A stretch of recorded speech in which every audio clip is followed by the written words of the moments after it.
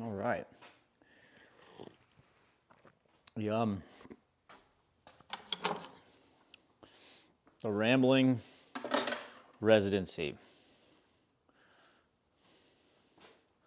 Number 5. I don't even really know where I'm at right now. I know I'm not quite awake when I'm walking from one place, primarily where I pour my coffee, to wherever else I'm going, and the coffee sloshes and drips a lot. I usually know that's a good indication that like I am not fully there yet. And that was the case about 1.5 minutes ago on the way out here to the studio. And yeah, man. So I am post. This is not early in the morning. This is post siesta. 2 something in the afternoon. And I feel spoiled. I guess I'll start by saying that. Like, a bunch of years ago, I had an opportunity, and this was one of the groundbreaking career moments. I don't know if... The point is at this moment in my artistic journey, my artistic career, what it did is it opened my eyes. And this experience opened my eyes to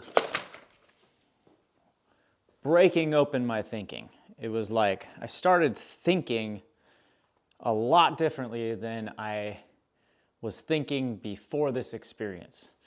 And so this experience was I got a mural opportunity. I got an opportunity to paint a mural at a family member, as an extended member through marriage, family member. And 2 of the most incredible people that I've ever met. And really learned so much from this experience. And it was one of the most incredible experiences I had, taking this opportunity to paint this very large mural. It was an interior and exterior combination mural at their residence that they were building down in Cabo San Lucas, Mexico. And so, yeah, I had this opportunity to paint this mural. And I ended up flying back and forth between the Pacific Northwest here, where I live, and Cabo San Lucas, to do site visitation, and then my partner ended up bringing me on board as a consultant, because the residence they were building, they were in construction. I had a lot of fabrication, construction background with concrete and other things, and so he was like, oh, this is phenomenal. And so I started taking on a little bit of that too. It just rolled into all these different things. But the point is like, I ended up spending so much time down there that I got the sense every day on the ground what daily life was like in Mexico. And it was such a shift. The lifestyle, the way that the rhythm of the day was culturally, like picking up a lot of how Mexican culture was operating. And I only say that, a lot of people think that Cabo San Lucas is just a little tourist town and there's all these resorts and everything like that, which there is. There's a ton of resorts going up the east side, the Sea of Cortez, but when you're on the ground, like you're in the town, not out staying in this isolated bubble of a resort, when you're in the town and you're with the people, life is very different than that. You get an actual sense of what Mexico is like. And the cool thing about Cabo San Lucas is, and it's not something I knew, but the crew that my partner, he had a crew, this construction crew, this business crew. He had a couple different businesses, but they were all combined. And so the crew, everybody was from somewhere else in Mexico. They weren't just local to Cabo San Lucas. Their families were in Durango or Acapulco or wherever. Like they were all over Mexico. And so they were bringing their culture into that small bubble. And I was learning from each one of them. And it was just really, really cool to, see how they lived life. But, when I was working, I'd be on the job site, and there'd be tools banging, and I've been in fabrication and manufacturing facilities. Like there's just this humming of construction, tools and machinery and banging. But down there, it was striking because sometime around 11:30, noon, whatever, there was always this point, and all of a sudden it would just go silent. And it was so like, it like, if you're working and you work in that environment and you're used to that all the time, there's this momentum that carries you because you just tune it out and you're like, and you're working. But when things go silent, it's almost like you have to stop working too. And so it was something that just was so aware to me, because all of a sudden I'd be like, it's so dead silent. I'm like, where the hell did everybody go? This is nuts, right? So I very quickly learned about the siesta. It's like, as real. The siesta is real. Just be walking around like random construction zone. All of a sudden you stumble over a guy laying on a pad in the corner, and it's like, oh, hey, man, sorry. Oh, no, it's all good. But I just say that to say that, like,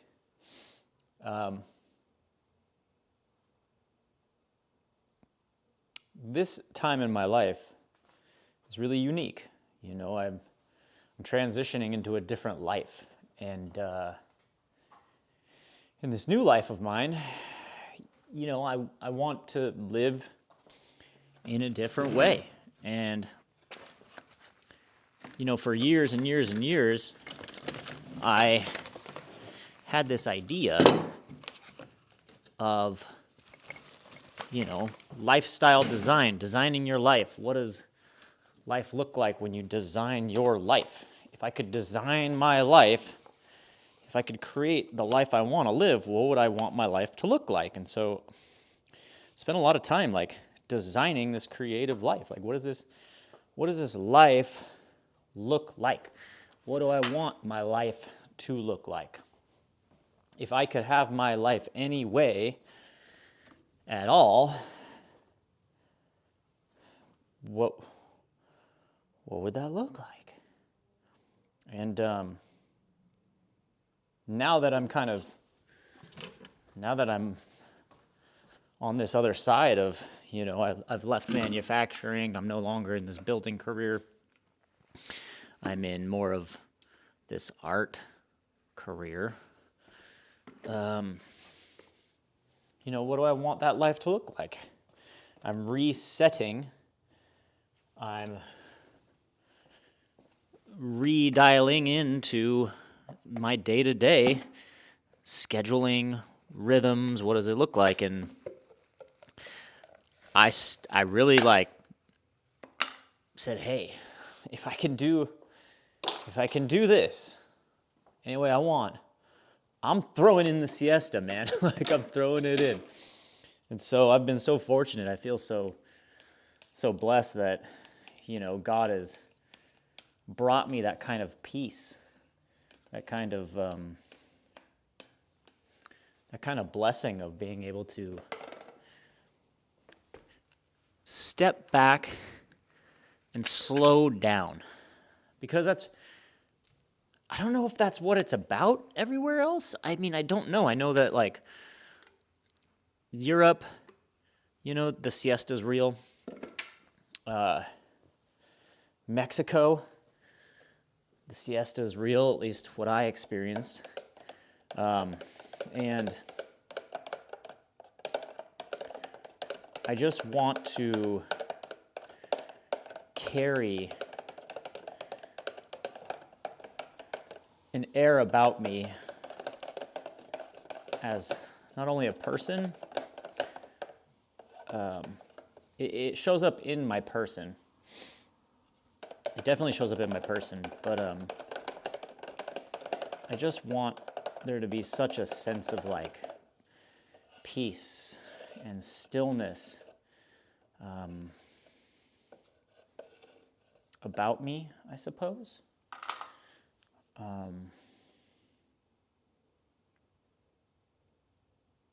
Yeah, my life has been so fast-paced. I think, again, I talk about American culture, and, obviously we live in this age of like hyper-technology, hyper-intelligence and hyper-technology, and the irony that all these things that are supposed to make things easier, faster, more efficient, actually create more complexity and more anxiety and more exhaustion, and it just doesn't make sense. And so the answer, at least in my mind, is not this seeking of more, it's seeking of less. And the slow life revolution is this term I heard from this gentleman, Jonathan B. Academics, I don't know what he likes to call himself, but he's definitely an academic and a scholar in my book. Like, the guy's hyper intelligent, and he's got a ton of great lectures online on YouTube and stuff like that. But he's an incredibly smart young man, and I am not in that way. But he talked about this idea of this slow life revolution, and I've seen it popping up in a lot of different places. The Gentleman Gazette, there's these different conversations that have been happening in these circles around this idea of slowing down. And a lot of the nostalgia that we're experiencing in our culture, people are really excited to draw back to a time when things were slower, pre-cell phone, et cetera, et cetera, et cetera, et cetera. But yeah, I don't want that anymore, because I worked in production. I worked in this startup where everything was super hyper accelerated, and every day was go, go, go, go, go, and it was stretching. It grew me, but it came at a cost, and I don't want that. So the siesta, again, is like, yo, we're dialing in on this sucker, dude. If I get to do it, if I get to create life, if the good Lord has blessed me to create the life that I want to live right now, and I get to show up every day and do what I want, I'm putting that siesta, I'm putting it in my schedule.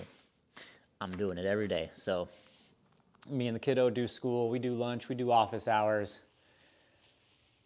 After lunch, dude, it's coming in. So your boy just took the opportunity. Oh, this is muddy. Wow, this is like brutal muddy. I hope those that are checking this video out are really enjoying the the shadow.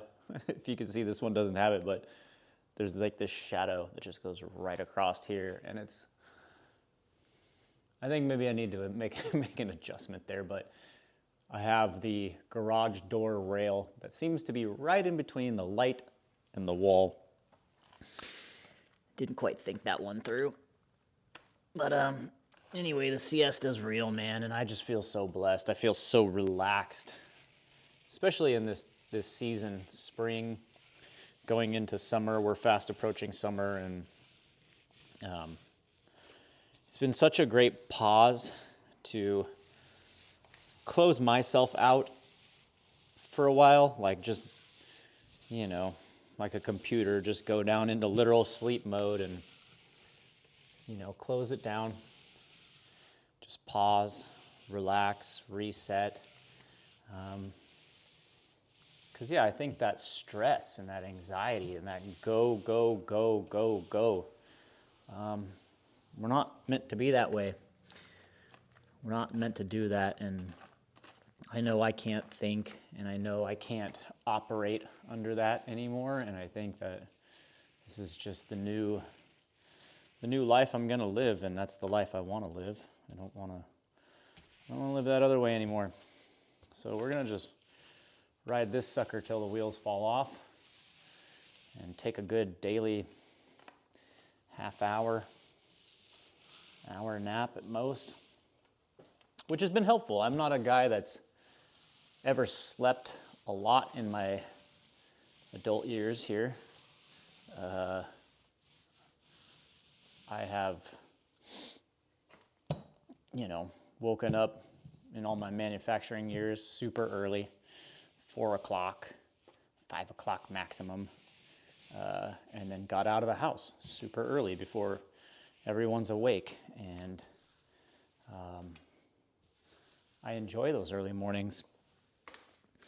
But, family, you kind of have a rhythm, you have life, and, sometimes they don't go to bed till a little bit later. Or, if you need to be up on that early schedule, you need to go to bed a lot sooner than they do to get, the maximum amount of sleep that you would want to get if you're looking towards 8 hours or 9 hours or whatever your sleep rhythm is. But there's a lot of years there where I was doing, 6 hours, that was it.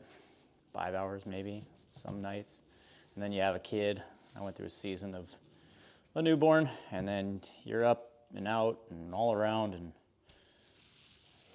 as I've gotten older, I'm not that old, but, in my later 30s and then into my 40s, I was like, yo, if I go down under 7, and definitely under 6, like the diminishing returns are like super real. And I'm just struggle bussing. So the sleep is a little important, and I feel like right now, it's a blessing to be able to get 7 hours and then throw in a good half hour here. At least a half hour of just relaxing. I might not fall asleep. I might just lay there. I might just let my mind wander. But for whatever reason, this is part of the creative endeavor and journey that I'm on, and it's not just painting. It's not the things you see when I turn on the camera like I do now. It's a totality of experience as a human being, and I've really been fortunate to have these conversations with my good friends, many of them who are artists. And primarily I did a sit-down conversation with my man Niles Rockwell, and we had a really good conversation about this idea, and the conversation still continues. It's all the time we're talking about just this idea of living differently, living completely different to societal expectation, to this idea of what was taught to us, what was shared with us as something that we need to do, or something that you're meant to do in this American experiment, this American society. And I only speak as an American. I only speak because that's all I know. I didn't grow up in any other nations. I've grown up in America. I have a very, very American ideology and outlook on the world. That's just it. In fact, I have a hyper-romanticized because of the world I grew up in. I grew up in a military family. My old man was in the Navy, and I grew up in that naval community, in a community back in the 80s and 90s that was like very Americana, super Americana. And so I have a little bit more of a romanticized version of what America is. And so I've been programmed with all these things, and I've spent a lifetime at this point just exercising some of those things out of there that aren't necessary or even realistic, and unprogramming certain things that were programmed in my mind through that culture, or even, my own parents who had expectations or ideas that they were taught, that they preached and passed on to me. Expectations, ideas. And I'm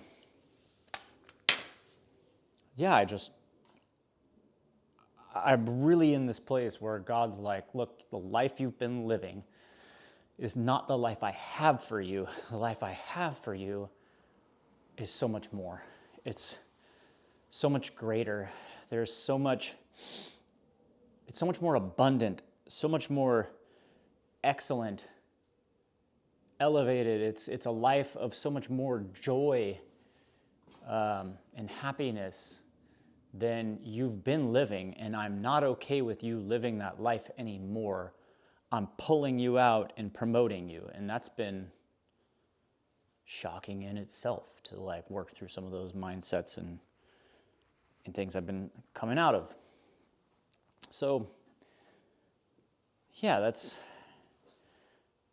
still so new, it's still so new and interesting to me what's available for us versus what we've been programmed with, led to do. And I think that's the fun part about the life of the artist is we figure it out. And no one way is the correct way. That's just how you do it. And that's kind of the thing that pops up is like, oh, you're doing it this way. And then I think I'm not the only one. I'm assuming there's a lot of other artists that are like, that's not right. We have this we go back into preconceived programming notion where we're like, that's not the way to do it. And then, or some of us don't have that. And we just go, yeah, that sounds pretty cool too. I could do that. Or we're just open to entertaining something so much more than the average person maybe has been led to. So the siesta is just an extension of that. I'm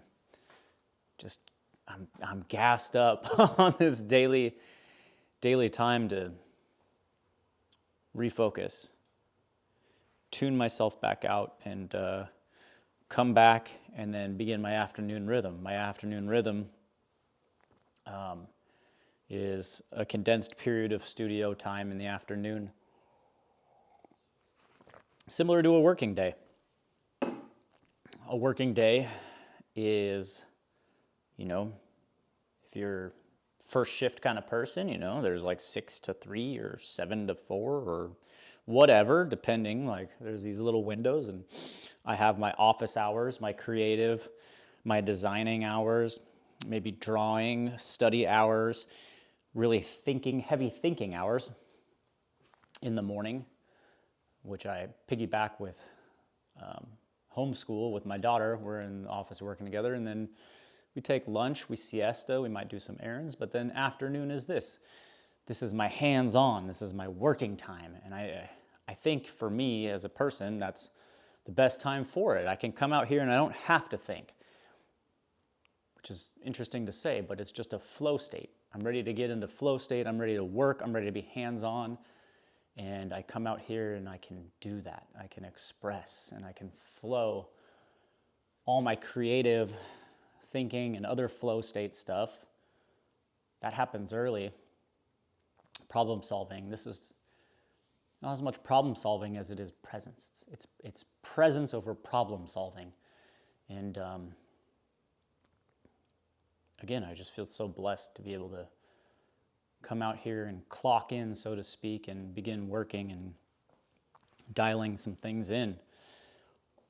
The slow life revolution is really something I'm so blessed. I feel so just like grateful that I get to do this. And I'm gonna ride that till the wheels fall off, man. Slowing down right now. I don't know if you can hear it, but today it's, we've had a bunch of sunny days, and we've had this period of season here in the Northwest. This spring has been like a bunch of nice days, short period of cool rain, bunch of nice days, short period of cool rain. Not very long, maybe a day or two, but we just hop back into this kind of cloudy cool, maybe for like a day or two. I don't know, we'll see. It's supposed to heat back up and get sunny again later on in the week, but today is like a cool, rainy day, and it's been nice. It's been cloudy, and it's just raining, which usually I'm not a fan of because it's cloudy and rainy here for 6 months out of the year. It's dark, but I can hear the rain outside, and that just brings a sense of peace and slowness to life. I'm super fascinated to see what others are talking about, experiencing with this slow life revolution thing. I don't think it's going away. I think it's continuing to accelerate. I think it's going to continue to become more present and more intentional in people's lives. The smartphone has scattered our brains. It's made us feel like out of sync, out of rhythm, out of alignment. And that's a really big word. That word is like radiating throughout my experience lately, and I can't let it go. Alignment, man.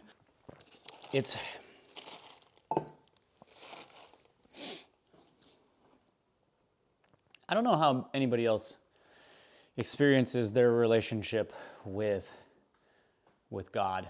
I don't know if, I'm sure some of you have relationships with God.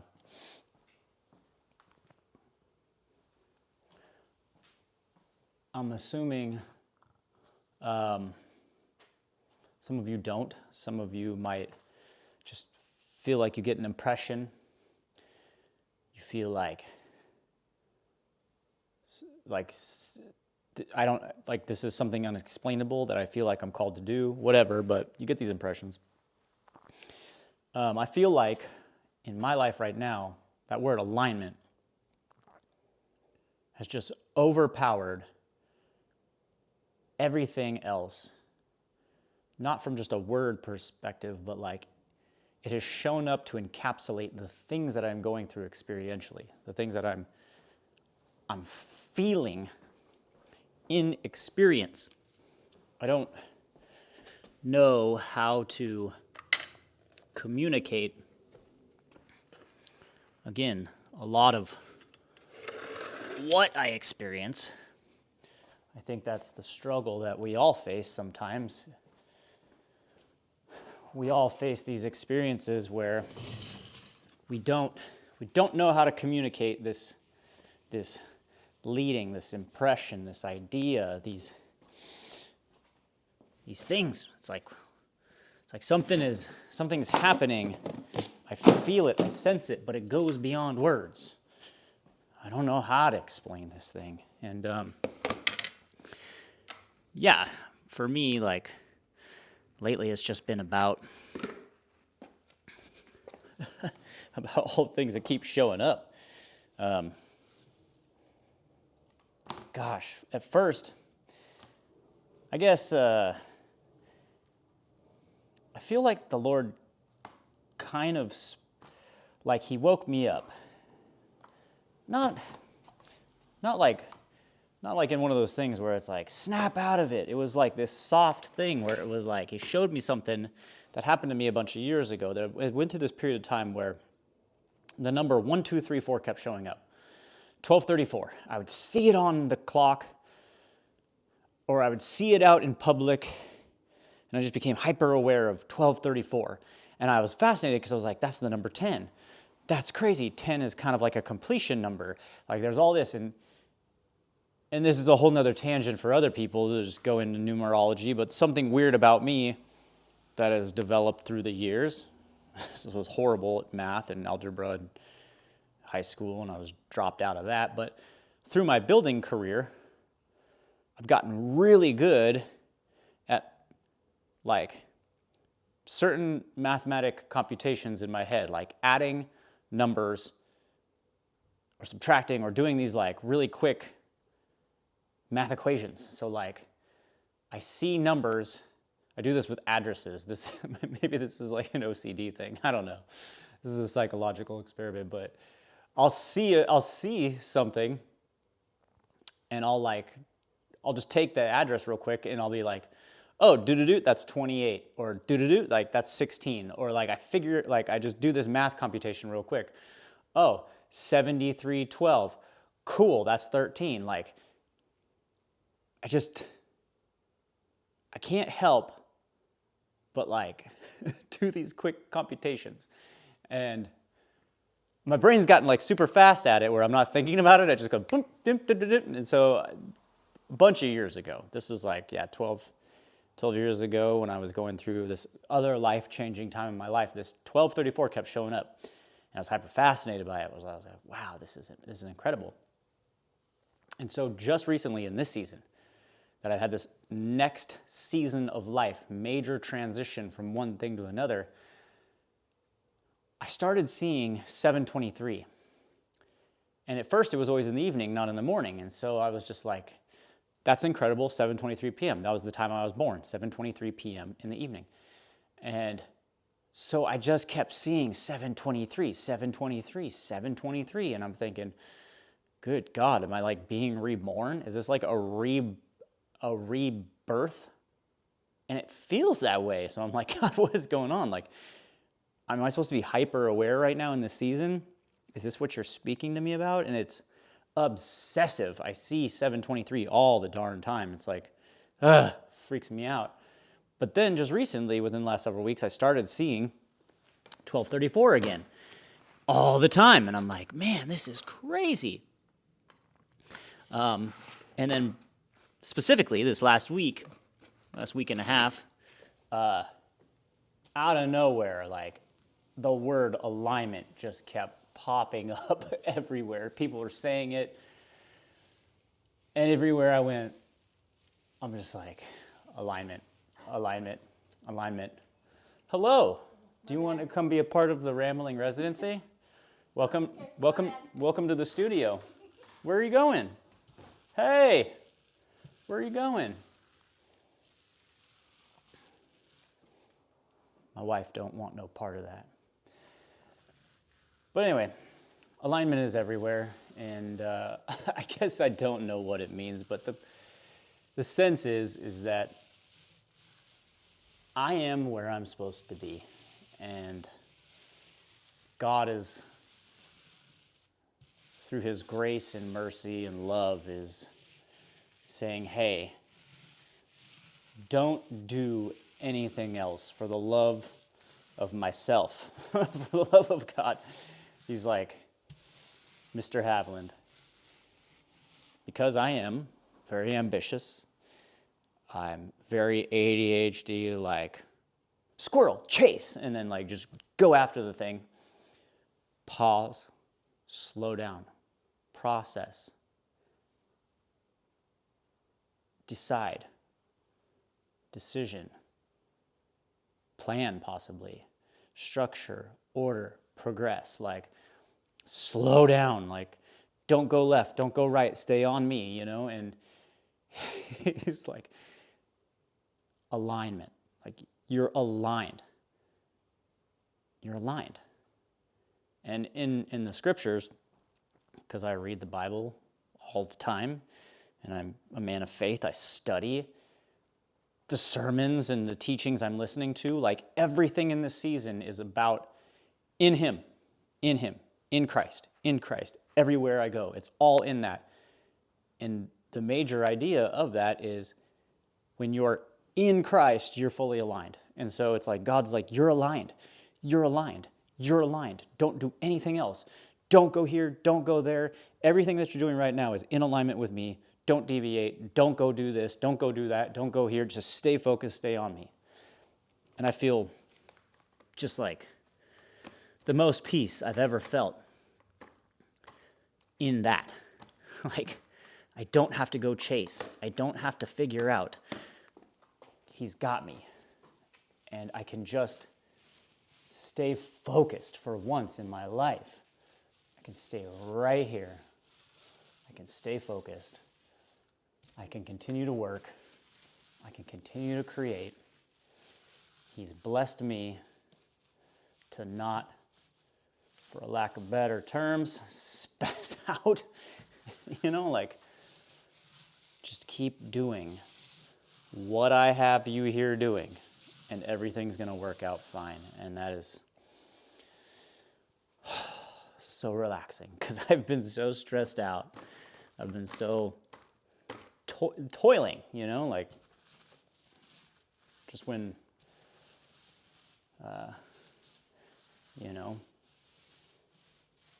in the Gospels, Peter's out fishing, and, Master, we've toiled all day and we've not caught anything. And Jesus is like, yeah, go try it again. Except go do this. Except cast it over here. Do it my way, not your way. Jesus is like, here, try it my way.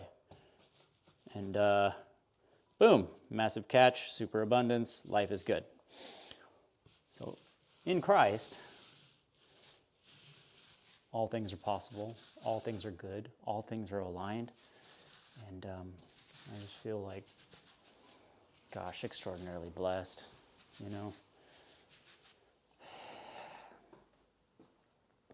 Extraordinarily blessed and just hyper grateful. That's all I've got is just a bunch of gratitude and peace. Peace and gratitude. Some of you are getting a preview of this one I cut down the other day. If you've made it this far, I don't know how long we've been doing it, but I have a pretty cool reel of me blowing this one. This guy, you can see maybe the corners here. See this little edge corner? It was on a larger frame over there. And I had a 18-inch roller, a big waterlogged roller, and I was gassing out all this blue back here. And I went to flick the water. Turns out no flicking and splattering actually happened. It just, I couldn't control it and the weight of it. And I ended up puncturing a hole in it with the roller. And I was like, man, dang it. Pretty good reel. If you go on my Instagram, you can check that out. Whenever you're watching it, you might have to go back a ways, but it's pretty good. But anyway, we ended up cutting this sucker down, cutting off another 1.5 feet. There's another 1.5 feet. Cut it off, said, you know what, we'll just pivot, we'll make it a square, it's gonna end up coming out better. And I love this composition. I cut it out, put it over on the main wall for a little bit, and just had it sit there and look at it. And one evening I was out closing down, walking around, and I had the lights off, and I just kind of grabbed a piece of chalk and just blasted out the simplest composition that I could, and or one of the simpler compositions I could. Just the flow felt so good. And my wife, who just popped in here a minute ago, she goes, I said, what do you think about it? She goes, yeah, I came in the other day, because it sat in here just like this. And she goes, I popped in and I was like, ooh. So she, apparently she dug it, which is a good thing. So if she likes it, I like it. And she definitely suggested I use some type of gold. So we're gonna do that. I think we're gonna take these shapes, fill them with a dark, this is a very dark theme, and then I picked up some one shot, which is, I was intending to get black. They mislabeled it. I got some one shot ivory. So we're gonna outline it in a white. And this is gonna be one of those cool, like dark palettes, but very bougie country club vibe looking. And yeah, I can't wait to do this because these other pieces that I've been doing are very on the lighter spectrum, a little bit more fun, serious, but light. And yeah, I like dark stuff. I like dark palettes. I'm a dark palette kind of guy. So as you can see from this video, we did the 2 greens over there we started with. We're rocking this dark brown now. And then this is the lighter bougie green. And we're just doing a dark series. We got 4 dark ones coming out. So I'm excited about that. But anyway, hope you all have enjoyed this edition of the Rambling Residency, number 5. And yeah, I encourage you all to go take a siesta of your own if you can. Take some time to spend with yourself. Go take a quiet walk through a marina. It's one of my favorite things to do. We have a marina down the hill from where I live, and I love evening walks to the marina. All last year, all 2025, when I took a year off of painting, that's all I did. I did a lot of walks by myself, a lot of jazz, a lot of no music, just quiet, older, peaceful music or no music. A lot of sitting in the park in the middle of the day during summertime when I was still working, and I took a lunch break. I'd walk up to a park up the street and just sit underneath a tree and just listen to the kids play, and a lot of journaling. It was a very peaceful and restorative time in my life, a rebirthing time in my life. And again, I'm just overly grateful to God for that season, for those things that he was doing. And I definitely encourage you to seek the slow life revolution mentality. Slow down. We only got this one shot here at this life. Why run away from it and hide in these technological prison things here? I mean, there's benefits to watching each other, connecting, but limit that if you can. Temper that, control that, and go out in the real world and live too. You'll get a lot out of it. So, Rambling Residency number 5 in the bag. Hope you all are well and blessed. See you next time.